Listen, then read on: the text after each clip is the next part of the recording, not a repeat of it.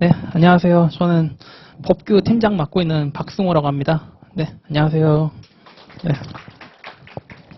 항상 법규 때 할 얘기가 없어요. 실무 이론에서 너무 다 해가지고 사실 할 얘기가 없는데, 혹시 공부를 좀 하다 오셨나요? 다? 그러니까 가끔 스터디 설명회 이렇게 왔는데, 공부 처음 하시는 분이 이제 기본 강의 말고 문제로 한번 부딪혀서 한번 해보겠다 이런 분들이 가끔 계셔요. 가끔. 예, 그래서 그런 분들 혹시 계시면은 절대 안 돼요. 기본 강의를 다 수강한 분들이 이제 오셔야 되는 자리지 그런 거 없으면은 조금 그래요. 아시겠죠? 예, 그래서 기본 강의를 어느 정도 다 수강하셨다는 전제하에 좀 말씀을 드릴게요. 아까 첫 번째 합격자 있죠? 2년차로 합격했다는 그 친구. 그 다음에 두 번째 합격하신 분이 5년차였잖아요. 비교를 좀 해보셨나요? 조금? 그 두 분 얘기 들으면서 나는 이거 좀 달랐던 것 같다. 뉘앙스가 좀 달랐다. 이렇게 느낀 거 있으세요 혹시? 맞추시면 여기 보드람 치킨 가시죠. 이게 되게 중요해요. 이거 웃을 일이 아닌데. 예. 이게 뭐가 중요하냐면요. 첫 번째 2년차 합격생 있죠. 그 친구는 표정도 밝죠. 그쵸? 근데 그 친구는 왜냐하면 2년차 만에 합격을 하면요. 2년차 합격하고 다년차 합격했다는 그 차이점이 가장 큰 게 뭐냐면은 시행착오를 안 했다는 거예요. 시행착오를 안 했다는 거. 그쵸? 운이 좋았던 거예요. 그러면 아까 말했던 2년차 합격생이 내 스토리가 될 가능성이 많을까요? 적을까요? 적은 거예요. 그쵸? 그리고 아까 조금 이제 우울하게 약간 보여도 우리 4년차 합격생 있잖아요. 저도 이제 5년 동안 공부를 했는데 저는 아까 이제 5년차 합격하신 분이 얘기를 했던 거를 갖다 들어보면은 그거에 집중을 해서 들으셔야 돼요. 그거에. 저 사람이 저렇게 했기 때문에 시행착오를 했구나. 저것밖에 실력이 안 됐는데 자만을 막 했구나. 이런 거에 대해서 생각을 좀 해보셔야 돼요. 그러니까 우리는 이게 자꾸 불확실한 게임이잖아요. 지금 여러분들 공부하는 게 되게 불확실한 거예요. 이렇게 몇 년 공부한다고 보장이 된 게임이 아니라 진짜 불확실한 거예요. 몇 년을 해도 못 나갈 수도 있는 거고 정말 나는 노력 별로 안 했는데도 그냥 나갈 수도 있는 거고 이런 거란 말이죠. 그러면 여러분들이 반드시 생각해야 되는 게 뭐냐면은 시행착오를 줄여야 돼요. 시행착오를. 그러면은 시행착오를 줄이려면 어떻게 해야 돼요? 양도 적게 해야 되고 내가 알고 있는 걸 빠른 시간에 알차게 만들어야겠죠. 내가 시험장에 들어가서 어떻게든 활용할 수 있게 그렇게 만들어야 된단 말이죠. 그렇게 하시려면은 당연히 양이 줄어야 돼요. 양이 줄고 내가 시간 안에 반복을 해가지고 내가 답안지를 쓸 때 나는 이렇게 답안지를 쓰겠다. 이런 목표가 있어야 되는 거거든요. 근데 이 동네에서 공부하는 사람들 대부분 보면 그런 목표가 없어요. 그걸 어떻게 보면 아냐면은 스터디 기술 시작할 때부터 시작해서 학원에서 뭘 던져주잖아요. 그럼 그걸 다 야곱야곱 다 가져가요. 다. 그리고 3월 달에 특강한다. 3월 달부터는 있던 책도 버려야 되거든요. 다 자료를 불질러야 되는데 그때부터 쌓기 시작해요. 그럼 어떻게 돼요? 내가 시험장에 6월 달에 6월 말이나 6월 말 맞죠? 시험 지금. 네. 6월 말에 시험장 들어가는데 정리가 안 된 상태로 들어가요. 어떤 얘기인지 아세요? 그리고 지금 제 생각에는 그래요. 김강삼 평가사님하고 저하고 동기거든요. 그러면 저하고 김강삼 평가사님 시대하고 하동수 평가사님 공부하셨던 시기하고 완전 달라요. 그게 무슨 얘기냐면은 하동수 평가사님 공부하셨던 시기 때는 이 동네 자료가 없었어요. 이 동네에서 여러분들 지금 도정법 어느 정도 공부하신 분들 잘 아시죠? 무상 양도기속도 아시고 다 아실 거예요. 그런데 옛날에는 자료가 너무 없다 보니까 비례율 하나만 잘 구해도 도정법 어느 정도 안다. 이런 정도의 진짜 그 정도로 이 동네 자료가 없었거든요. 그러니까 그때는 자료를 갖다 많이 찾고 서브를 갖다 단연차들 이렇게 잘 따라가면 붙는다. 이런 얘기가 있었던 거예요. 근데 지금은 여러분들 어때요? 가면은 책이 너무 많아요. 너무 잘 돼 있는 게 많고 너무 많이 나왔고 실무기준 해설서라고 여러분들 보셨죠? 너무 잘 나와 있어요. 근데 여러분들 그거 다 알고 들어가신 분들이 있냐 여쭤보면 없어요. 26회 때인가 실무 기출문제 이제 26회 2번 문제 보시면요. 구분지상권 보상 문제가 나와요. 구분지상권 보상 문제. 거기 첫 번째 게 약술 문제가 나오거든요. 근데 그거를 갖다가 이제 기본 강의 들으셨던 분들은 아시겠지만 그 구분지상권 가치 구하는 그 방법에 이론 교과서에 항상 나와요. 거설잔입이다. 거설잔체. 이런 식으로 해가지고 앞글자 따서 외우는데 상당수의 수험생들이 그냥 그걸 발라 써버린 거예요. 그때 채점병에 나온 게 뭐였냐면 제가 기억하기로는 해설서에 이렇게 구분지상권 평가하는 게 나와 있는데 이거 한 번도 안 보고 들어온 것 같다. 약간 뭐 이런 식의 뉘앙스로 이제 답안지가 써 있었단 말이죠. 그러니까 자료를 갖다가 이 동네 지금 많이 지금 흘러다니고 있는데 그걸 정리를 못 하는 거예요. 어떤 얘기인지 아시겠어요? 그렇기 때문에 사실 뭐 저희 학원 스터디 오면 제일 좋죠. 아까 얘기했잖아요. 1대1로 할 수가 있다고. 그렇죠? 근데 어느 학원을 가더라도 일단은 자료 정리하는 능력이 돼야 돼요. 자료 정리하는 능력이. 어떤 얘기인지 아시겠어요? 학원에서 강사들이 이거 좋다, 저거 해라, 뭐 해라. 예를 들면 판례 하나만 던져줘도 이 판례를 갖다 이렇게 쓰는 사람, 저렇게 쓰는 사람, 그 판례가 똑같은 내용인데도 그렇게 나뉘는 경우가 많거든요. 어떤 얘기인지 아시겠죠? 그러니까 자료를 정말 줄이는 연습을 하셔야 돼요. 아시겠죠? 그리고 제가 그 얘기 하나 해드릴게요. 오늘 우리 그 연기 스터디 끝난 날이에요. 오늘 연기 스터디 끝난 날이라 제가 이제 그 얘기를 좀 해드리는데 여러분들 그 2차 공부할 때 내용 암기가 되게 급하시죠? 에? 내용이 이렇게 많은데 이거 어떻게 다 하나 이 생각하시잖아요. 여러분들 그 1차 보셨나요? 1차? 1차 시험 보셨어요? 1차 시험. 1차 시험은 어때요? 내가 안 외워도 뭐가 있어요 밑에? 1번부터 5번까지 보기가 있죠. 보기가. 그러면 내가 잘 몰라도 어떻게? 그냥 그 잔상만 남아있어도 여기 글자가 살아있잖아요. 그렇죠? 그러면 내가 고민을 많이 하지 않아도 어때요? 문제를 풀 수가 있단 말이에요. 1차는. 어떤 얘기인지 아시겠죠? 근데 2차는 어때요? 2차? 2차는요. 문제만 줘요. 자, 문제를 주고 나서 어떻게 하라 그래요? 답안지를 쓰래요. 답안지를. 그렇죠? 자, 그러면 문제를 갖다가 여러분들이 분석을 해가지고요. 시간이 제한돼 있잖아요. 그렇죠? 그 다음에 배점도 제한돼 있잖아요. 그러면 그 제한된 시간 내에 배점이나 목차 맞춰가지고 써야 되겠죠? 여러분들이 아는 걸 갖다가 다 발라봤자 뭐 점수를 주는 시험이 아니에요. 어떤 얘기인지 아시겠죠? 그래서 요걸 갖다가 정리하고 목차 계산해가지고 답안지를 써야 되는데 이제 문제가 뭐냐면 이제 제가 항상 이제 이렇게 얘기를 하고 나면은 저는 여러분들한테 도움이 됐으면 좋겠으니까 사실 쓴소리 하는 것도 관심이 있으니까 하는 거예요. 여러분들한테 진짜 입 바른 말 정말 잘할 수 있어요. 정말 막 희망만 주고 막 이렇게 할 수 있는데 이제 저도 그렇게 하지 않는 게 저도 이제 5년 동안 이제 부모님 등골을 빨아먹으면서 이제 공부를 했기 때문에 이 시험에 쏟는 시간이 길어질수록 여러분들이 솔직히 다 알잖아요. 본인이 공부가 어느 정도 됐는지 다 알고 하시잖아요. 그렇기 때문에 사실 공부하는 사람보다 제일 힘든 게 여러분들 주변에 있는 사람들이에요. 가족들이란 말이죠. 제가 뭐 가가지고 엄마 나 표준지 잘못 선정한 것 같은데 엄마 몰라요. 그렇잖아요. 그렇죠? 그렇기 때문에 제가 좀 이렇게 강한 표현을 써도 그냥 그러려니 딱 이렇게 받아들이셨으면 좋겠어요. 이 문제 분석해가지고 정리해가지고 답안지를 써야 된다 이렇게 말씀을 드렸잖아요. 그러면 여러분들이 가장 관심 있어하는 내용 암기하는 거 있잖아요. 그건 어느 단계예요? 내용 암기하는 거? 내용 암기는 언제 돼야지만 문제를 분석해서 쓸 수가 있죠? 이게 맨 앞에 선행이 돼야 돼요. 내용 암기. 내용 암기가 선행이 돼야지만 문제를 읽고서 분석을 해서 답안지 목차 배점에서 답안지를 쓰잖아요. 그렇죠? 이렇게만 아니까 이제 공부 방법을 갖다 못 찾는 거예요. 이렇게만 하니까 어떻게 돼요? 그러면은 내가 오늘부터 시작해서 내일부터 몇 페이지까지 한 30페이지 읽고서 눈 감고서 외워야겠다. 이렇게 되는 거예요. 이러니까 맨날 돌고 돌고 단연차가 되는 거예요. 어떤 얘기인지 아시겠어요? 여러분들한테 지금 봐봐요. 이 공부가 있잖아요. 기본 강의를 갖다가 이론 같은 거 있잖아요. 제가 부동산학과 나왔단 말이죠. 이론 같은 거 저거 한번 듣는 게 있잖아요. 실제로 학부 1년치 강의예요. 학부 1년으로도 못 끝나는 수업 분량이란 말이죠. 그걸 여러분들한테 3개월 동안 하고 나서 학원에 불러요. 일주일마다 오래요. 돈 냈으니까 또 가야 될 거 아니야. 아깝잖아요. 한 해마다 5만 원인데. 그러면 3개월 동안 이거 암기한 거 가지고 와가지고 문제를 막 풀래요. 이게 풀려요? 안 풀려요. 이걸 여러분들이 알고 들어가야 돼요. 알고. 응? 그러니까 맨날 이걸 모르고 들어가니까 어떻게 돼요? 맨날 등수만 보는 거예요. 등수 보고 점수 보고 이거 큰일 났다 못했다 어떡하지? 이렇게 되는 거예요. 그러니까 이게 봐보세요. 이걸 왜 하는 거냐면은 나중에 실전에 들어가면 이거 할 거잖아요. 여러분들 시험에 이제 붙으려면 이거 하셔야 되잖아요. 내년에. 이걸 하려고 이제 이 코스를 갖다 학원에서 짜놓은 건데 사실 저는 이 코스 자체가 마음에 안 드는 거예요.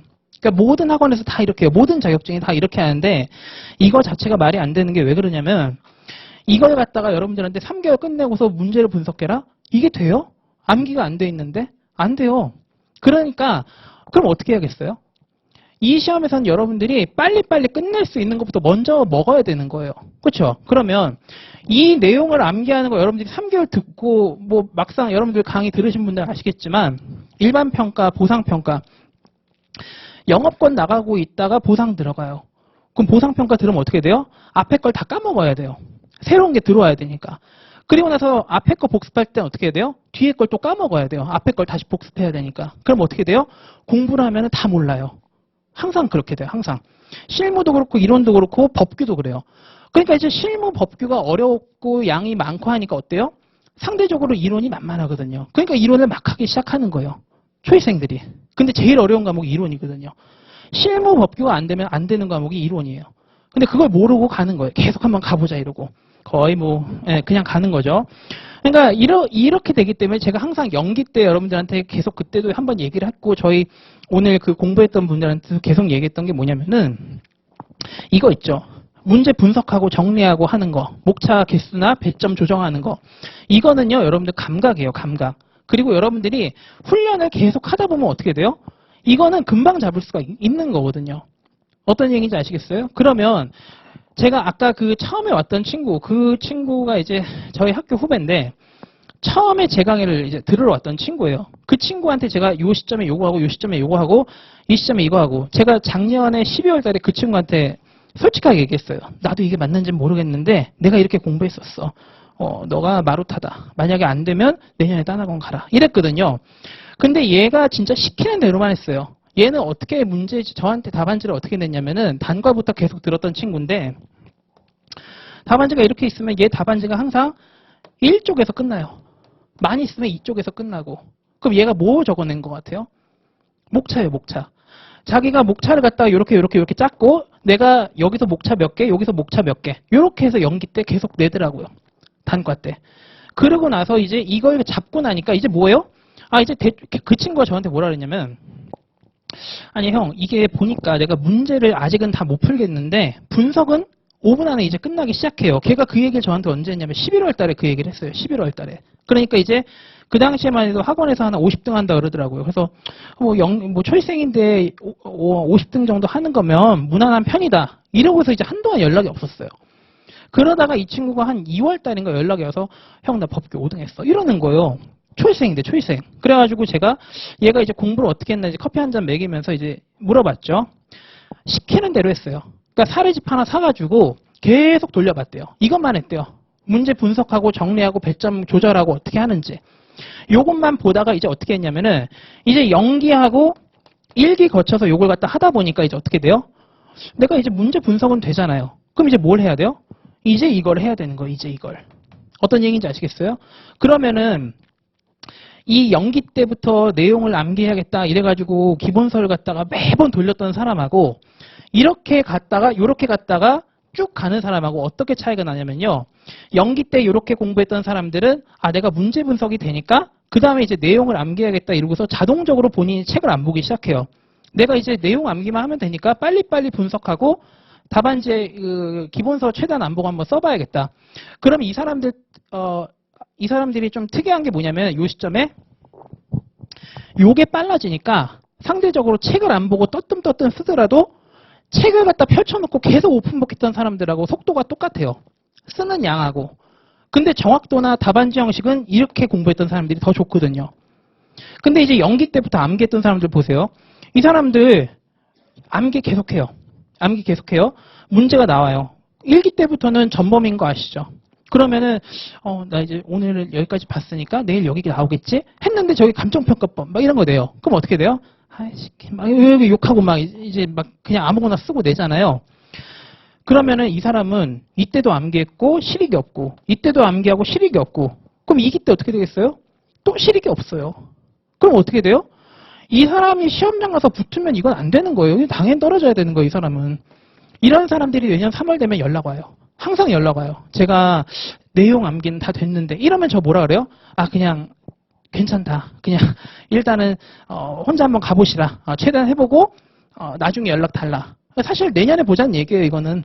3월 달에 이런 얘기를 하면은 꼭 이제 정리 안 되고 이제 항상 이제 좀 공부하라는 대로 안 했던 사람들 항상 이 시점 가면은 과목별로 뭐라 그래요?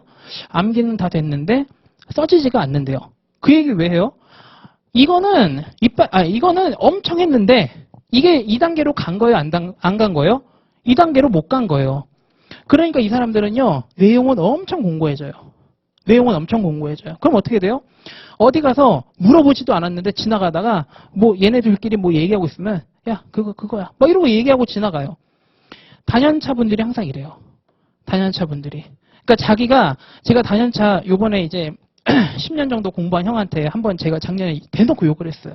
우리 학교 12년 선배인데 그분한테 막 욕을 하면서 얘기했죠.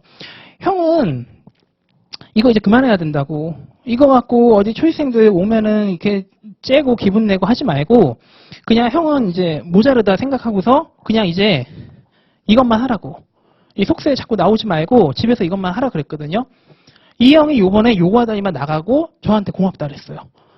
내용 암기 이제 그만하랬거든요. 왜냐하면 단연차들의 문제가 이걸 계속하니까 이쪽으로 못 나가죠. 그러니까 어떻게 돼요? 내가 아는 건 많은데 답답한 거예요. 써지지가 않는 거예요, 가면은. 어떤 얘기인지 아시겠어요? 이게 제가 지금 법규만 얘기했는데 실무도 마찬가지고 이론도 마찬가지예요. 실무 있잖아요? 평가사들보다 더 잘 알아요. 제가 물어봐요. 형, 나 지금 이제 보상평가 가는데 이거 어떻게 했지? 아, 그거는 이거고 판례 번호는 이거야. 막 이런 식으로 얘기를 해줘요. 근데 그 사람들이 왜 못 나가고 있어요? 이걸 안 해서 못 나가는 거예요. 이걸 안 해서. 아시겠어요? 그리고 이걸 갖다 공부하게 하다 보면 어떻게 되냐면은 부수적인 걸 할 수밖에 없어요. 내가 내용을 갖다 공부하게 했는데 이미 충분해요. 이미 나갈 정도로 내용을 봤는데 이 사람이 왜 못 나간다. 이 자존심이 상하잖아요. 그러니까 어떻게 되는 거예요? 판례도 손대고 저것도 손대고 뭐 현업 같은 거 손대는 거예요. 제가 그 얘기 하나 해드릴게요. 어차피 여기 김강산 평가사도 그렇고 저도 그렇고 있잖아요. 28개예요. 그러면 지금 일한 지 얼마나 됐어요? 수습 포함해서? 경력이 항상 짧아서 수습 포함해서 이렇게 얘기를 해요. 저는 3년 했어요. 3년. 그러면 여러분들이 한번 생각해봐요. 이론이나 실무나 법규는 뭐 모르겠고 이론하고 실무에서 현업 문제가 나온대요. 현업 문제가. 그런데 여러분들이 생각해봐요. 요 실법에서, 요 실2에서 현업 문제를 갖다 냈는데 거기에 대해서 수험생들이 답을 정확하게 했어요. 그러면 지금 남아있는 평가사 중에 일부를 날려야 되는 거예요. 왜? 평가사보다 더 평가를 잘하는 사람들이 나타났잖아요. 그럼 지금 못하는 사람들을 내보내야죠. 그 사람들한테 돈 주면 안 되죠. 그렇잖아요? 이 생각 자체가 잘못된 거예요. 여러분들한테 현업 문제를 갖다 주니까 우리가 현업적인 이슈를 갖다 많이 알아야겠다. 절대 그런 게 아닌 것 같아요. 제 생각은 그래요. 뭐냐면 예를 들어서 현업에서 이런 이슈가 지금 생기고 있다. 그러면 최소한 이 이슈에 대해서 회사에 계신 이사님들은 어떤 생각을 할 것 같아요? 이사님들은? 지금 갓 들어온 수습평가사나 소속평가사들이 이런 문제를 해결할 수 있다? 그거에 대한 기대가 없어요. 대신에 무슨 생각을 할 것 같아요? 최소한 얘가 감정평가사라는 걸 하려고 여길 들어왔으면 이거에 대해서 베이스적인 기초적인 대화는 돼야 되지 않겠냐 이 생각을 하지 이걸 갖다가 수험민계에서 뭐 지금 공부 몇 년 한 사람들이 해결할 거다? 이런 기대 안 해요. 어떤 얘기인지 아시겠어요? 그렇기 때문에 항상 기출문제 보면은 이 현업 이슈가 이제 현업 이슈의 배경 있잖아요. 왜 이 문제가 발생했는지 그 발생된 배경을 가지고 기본적인 문제를 내는 거예요. 기본적인 문제.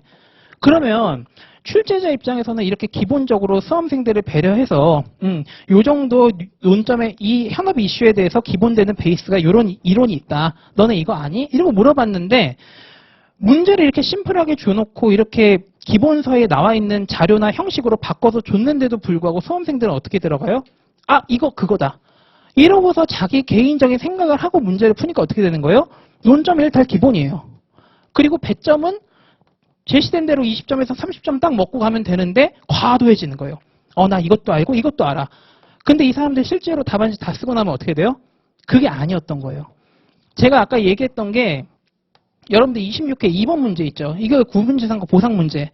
제 기억에 이게 그때 왜 출제가 됐는지 여쭤보니까 밀양 송전탑 문제 아시죠? 그 밀양 송전탑 문제 때문에 냈던 거예요. 그래서 그때 나왔던 게 송주법이라고 아시죠? 송전, 변전, 뭐 법. 그 법이 나오고 나서 그 법을 갖다가 그것 때문에 낸 건지 뭔지 모르겠지만 여기 있던 단연차 수험생들은 어땠어요? 그걸 알고 들어가니까 무조건 송주법에 맞춰서 그 문제를 해석한 거예요. 근데 2년차 처리생들은 어때요? 자기들은 송주법이 뭔지도 모르니까 그냥 보상평가 문제 하나 풀고 나와야겠다 이렇게 생각하고 들어간 거예요. 그러니까 단연차가 떨어지고 초시생이 붙는 거예요. 이때 엄청나게 단연차들 많이 떨어지고 초시생이 엄청 붙었어요. 그러니까 이 원인이 왜 발생하냐? 출제자들은 아무 작업을 안 해요. 누가 작업하는 거예요? 수험생들이 스스로 작업을 하는 거예요. 어떤 얘기인지 아시겠죠? 그러니까 여러분들 지금 생각의 전환이 되게 필요한 거예요. 그러니까 진짜 불안할 정도로 제가 답안지 쓸 때도 뭐라 그러냐면은 들어가가지고 오바해서 내가 쓸 수 있는 만큼 내가 보여줄 만큼 다 보여주겠다. 떨어져요. 왜냐하면 그렇게 흥분하고 답안지를 쓰는 순간에 내가 아는 거는 분량이 늘어날 수밖에 없어요. 실전에서. 절박하니까. 그런데 내가 모르는 건 어떻게 돼요? 그러면 상대적으로 분량이 줄어들 수밖에 없어요. 내가 모르니까 숨길 수밖에 없잖아요.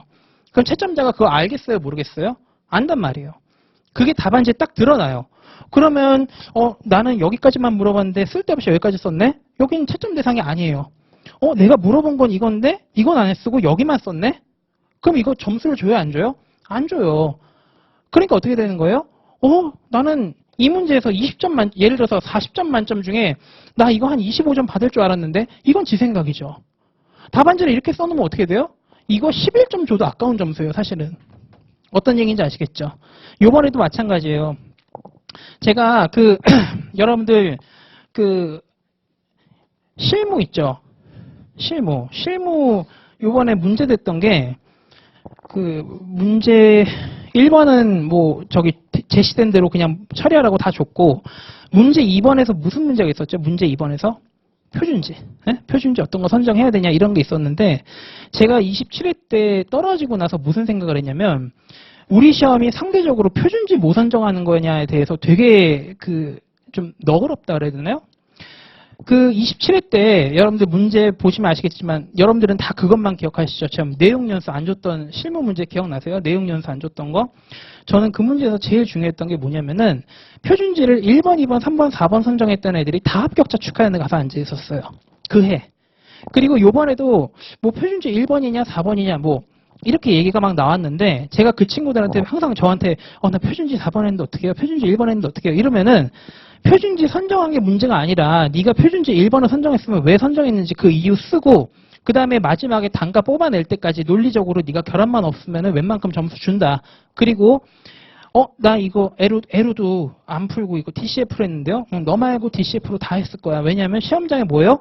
에루도 알고 들어간 사람이 없을 거예요. 왜? 수험께서 에루도 다 버리라고 그러잖아요. 저는 에루도를 어떻게 정리했냐면은 산식 외우고 나서 몇? 0.1089, 0.1103. 저는 아예 그렇게 생각하고 들어갔단 말이에요. 그러니까 저도 시험장에 들어갔으면 에루도 풀었겠어요? 못 풀어요. 그러니까 DCF로 풀지. 그러면 이게 스터디에서는 이미 답이 정해져 있단 말이에요. 답이. 채점자 이게 출제를 하는 사람도 내가 이렇게 출제를 했으니까 이렇게 써라. 그럼 채점하는 사람도 어떻게 해요? 출제자가 이렇게 냈으니까 이거에 맞춰서 써라. 그러니까 학원 스터디는 어떻게 해요? 이거대로 안 맞았네? 그러니까 다 날려버려요. 근데 여러분들 국가시험에서 그렇게 할 수가 있어요? 채점을? 그렇게 못해요. 그러니까 쪽수가 많으면요. 유리해지는 거예요. 답안지가 틀려도. 어떤 얘기인지 아시겠어요? 예를 들어서 한 반에 30명이 있는데 30명 중에 한 16명, 한 20명 정도가 에루드가 아니라 DCF로 풀었다. 그러면 그 해 그게 논점이 아닌 거예요. 배점에서는. 어떤 얘기인지 아시겠어요? 1번, 4번이 표준지 1번 선정한 놈, 4번 선정한 놈 많다. 어떻게 되는 거예요? 논점이 아닌 거예요. 요번에 시험 문제 중에 이론 문제 2번도 마찬가지예요. 고전학파 무슨 학파 막 쓰는 거 있잖아요. 그런 거 수험생들이 준비하고 들어가요? 안 준비하고 들어가요? 안 준비하고 들어가요. 대부분 다 영업권 이런 거 지식재산권 이런 거 준비하고 들어가지 그런 거 안 준비하고 들어가요. 사실 제가 사석이면은 그 문제 낸 거에 대해서도 진짜 욕을 엄청 많이 하는데 그거는 사실 수험생들을 무시하는 거예요. 이 동네에서 진짜 얼만큼 피땀 흘리고 공부하는지 모르니까 그런 문제를 그렇게 쉽게 내버리는 거예요. 사실은 제 생각엔 그래요. 이 동네 출제 경향, 이 공부하는 패턴을 알면 절대 그렇게 문제 못 낼 텐데. 어쨌든 그 문제 나온 것도 마찬가지예요. 제가 시험을 잘 본 사람하고 시험을 못 본 사람하고 문제 2번하고 3번을 갖다 배점을 비교해 봤거든요. 공부를 잘했던 애들도 이걸 못 풀었고 2번 문제를, 공부를 잘했던 애들도 2번 문제를 못 풀었어요. 얘네들의 점수 차가 몇 점 차인 줄 아세요? 이 문제에서만 3점 차예요. 3점 차. 못 썼던 애들 몇 점 받았냐면은 11점에서 12점 받았어요. 이게 몇 퍼센트예요? 총점에? 30%에 40%예요. 30%에 40%. 그러니까 아무거나 썼으면 명가 준다 이 얘기예요. 법규도 마찬가지예요. 여러분들 그 법규 2-1번 문제 있죠? 이거 사람들 다 못 썼어요? 자녀 건축물이라고 밑에 조문 줬는데 나는 자녀 건축물 공부해 본 적이 없잖아요. 그러니까 다 못 써요. 다 자녀지 쓰는 거예요. 내가 건물에 대해서 물어봤는데 다 자녀지 쓴다고요. 어쨌든 답은 틀렸는데 어떻게 돼요? 썼으니까 점수는 줘야 될 거 아니에요. 그래서 이거 총점이 몇 점이에요? 최고 점수가? 이게 20점이었거든요. 그러니까 총점이 10점에서 8점이 되는 거예요. 뭐라도 썼으면. 답을 못 맞춰도. 어떤 얘기인지 아시겠어요? 스터디에서 이런 문제 내면 그냥 그어버리죠. 점수 안 주죠. 이게 실전에서 채점하는 거랑 스터디에서 채점하는 거랑 다르다는 얘기예요.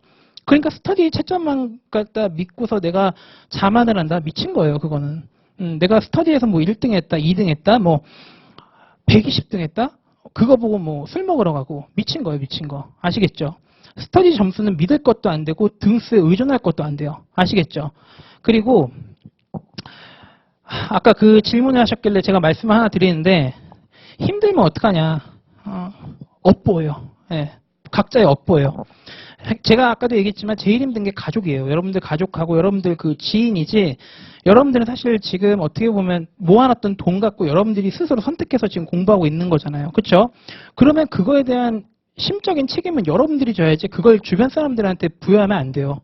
어떤 얘기인지 아시겠죠? 그래서 저는 항상 뭐 아까 그 얘기했는데 저는 독서실 가서 맞고라도 쳤어요. 핸드폰으로. 왜냐면 무조건 앉아 있어야 돼요. 무조건. 제가 우리 저기 스터디 팀한테도 얘기한 게 연기 때 빨리빨리 술 마시라 그랬어요. 스터디 안 와도 되고 술 마시러 가라 이랬거든요. 그게 왜 그러냐면은 일기 때 누가 와요? 일기 때. 요번에 떨어진 분들이 이제 다시 들어온단 말이에요. 그 사람들 이 박박 깔고 들어와요. 이 박박 깔고. 그럼 어떻게 돼요? 그 사람들은 이미 몇 번을 갖다 돌려가지고 공부가 다 돼 있는 사람들인데 여러분들 지금 그 사람들만큼 공부돼 있어요? 안 돼 있잖아요. 근데 놀 거 다 놀고 그 사람들 이기겠다? 안 되죠. 그건 안 되는 거예요. 여러분들이 아무리 기부한 사연이 있고 뭐 하다 해도 그 사람들이 그렇게 투입을 했고 그렇게 시간을 갖다 보냈던 사람들을 여러분들이 대충 공부하면서 이기겠다. 그거는 말이 안 되는 거예요. 아시겠죠? 수험생은 기분이 좋아도 공부를 해야 되고 기분이 나빠도 공부를 해야 돼요. 그게 그거예요. 이빠른 얘기 뭐 많이 할 수도 있어요. 술 드시러 가세요. 뭐 하세요. 그것도 여러분들의 선택인데 책임도 여러분들이 지는 거예요. 어떤 얘기인지 아시겠죠? 절대로 마음이 약해지시면 안 돼요. 아시겠죠? 그리고 요번에 그 시험 보신 분들 중에 떨어진 분들 있잖아요. 안타깝죠. 되게 안타까운데 제 주변에서도 진짜 이 사람은 좀 붙었으면 좋겠다. 그러니까 잘하는 건 아니지만 꼭 좀 붙었으면 좋겠다 이랬던 사람이 있는데 떨어졌단 말이에요. 근데 제가 항상 그 사람들한테 항상 얘기하는 게 뭐냐면 이게 사실 평가사 시험도 어느 일반 회사 직장에 들어갈 수 있는 정도의 능력이 되는 사람들이 붙는 거다. 그 얘기를 항상 해줘요. 그리고 떨어져도 너무 막 그렇게 생각하지 말라고. 이게 어차피 나중에 제가 그때도 그 얘기 했었는데 남들 풀 반찬 한 번 먹을 때 나 고기 반찬 한 번 더 먹자 이러고서 이거 한 거거든요. 사실은 뭐 떼돈 벌고 전문직이 뭐 떼돈 번다 그런 생각을 갖고 들어오시지는 않았으면 좋겠어요. 그게 왜 그러냐면 위험수당이에요. 위험수당. 남들은 그냥 그렇게 막 방패막이 안 하잖아요. 여러분들 그 과로감정표 이렇게 사인하는 거 있잖아요. 그거 막 멋있다 가오 있다 이러잖아요. 그게 사실 내 책임이잖아요. 그거 하려고 들어오는 거예요. 그거 하려고. 그럼 전문직이 당연히 위험수당 많이 받아야 되는 거지. 이게 떼돈을 받는다? 그럼 나가서 사업하세요. 사업하시라고. 아시겠죠? 항상 들어올 때 내가 지금 들어가려고 하는 데가 어떤 데인지를 정확하게 알고 들어가셔야 돼요. 그리고 내가 지금 들어와 있는데 어떤 사람들이 내 경쟁자가 어떻게 뭘 하고 있는지 정확하게 파악하셔야 돼요. 여러분들한테 진짜 냉정하게 파악하셔야지 조금 뭐 이빠른 얘기해달라, 뭐 좀 희망 달라. 전 안 드려요. 아니면은 나가셔야 되는 거예요. 왜냐하면 그게 길어지면 길어질수록 또는 아닌데 자꾸 내가 이 사람한테 희망을 주는 거는 제가 할 일이 아니에요. 아시겠죠? 예, 그래서 힘드시더라도 조금만 참고 공부를 좀 하세요. 마음 다 잡고. 예? 뭐 붙어서 나가야지. 죽어 나가거나 붙어 나가거나. 예, 아시겠죠? 그렇게 판단하시고 열심히 하셨으면 좋겠습니다. 그리고 뭐 공부 방법 같은 거는 번호 하나 알려드릴 테니까 아까 저기 한종훈 평가사님 있죠? 저분이 저 진짜 괴롭혔어요. 카페에 불러가지고 평가사님 이러고 힘은 또 엄청 빠져 있어 항상. 그러니까 미쳐요. 나도 빠져. 얼마나 힘이 빠져 있냐면은 커피를 마시는데 얼음이 녹아요. 아이스를 시켰는데. 녹죠. 얼음은 녹죠. 그래서 아무튼 그 정도로 저를 괴롭혔었는데 저렇게 합격해서 나타나니까 되게 기가 막히죠. 그러니까 예, 좀 많이 괴롭히시고 예, 질문 있으시면 항상 좀 하세요. 아시겠죠? 네, 감사합니다.